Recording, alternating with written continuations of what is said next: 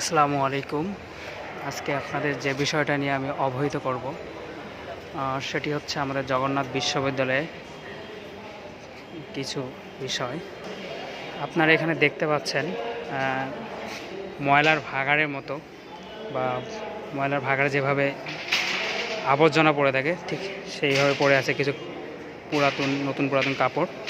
এগুলো মূলত বন্যা দুর্গত এলাকার লোকদের জন্য বা ওখানে যারা ছাপার করতেছেন বা ভুগতেছেন তাদের জন্য সংগ্রহ করা হয়েছিল, কিন্তু বিভিন্ন পারিপার্শ্বিক সমস্যা এবং সময় স্বল্পতা এবং যানবাহন সংকটের কারণে সেগুলো পৌঁছানো সম্ভব হয়নি। তো এখন যেহেতু বন্যা শেষ হয়েছে, তো এগুলো এখন যে যেভাবে পারছে সেভাবে নিয়ে যাচ্ছে। এই যে দেখেন, মানুষ যেভাবে পারছেন সেভাবে নিয়ে যাচ্ছেন। তো এটা হওয়া উচিত ছিল না।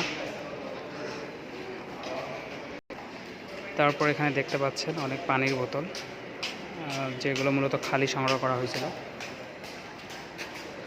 পরবর্তীতে এগুলো বিশ্ববিদ্যালয়ের বিভিন্ন ট্যাপ থেকে বা পানির কল থেকে পানি সংগ্রহ করে ভরাট করে রাখা হয়েছিল।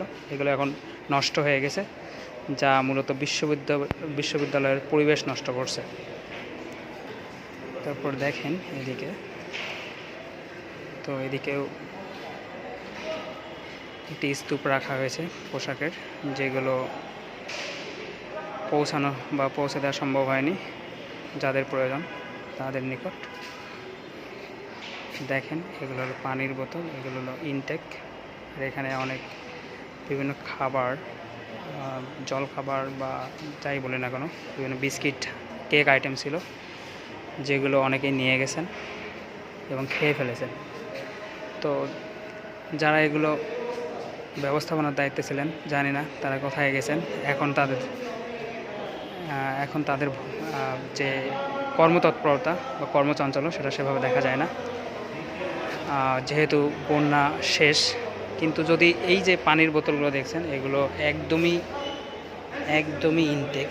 তো যদি এগুলো ন্যূনতম একটা মূল্যে বিক্রি করা যেত, তাহলে হয়তো বা কিছু অর্থ পাওয়া যেত, যেগুলো দিয়ে বন্যা পরবর্তী সময়ে যে পুনর্বাসন প্রক্রিয়া সেটা সুন্দরভাবে সম্পন্ন করা সম্ভব হতো।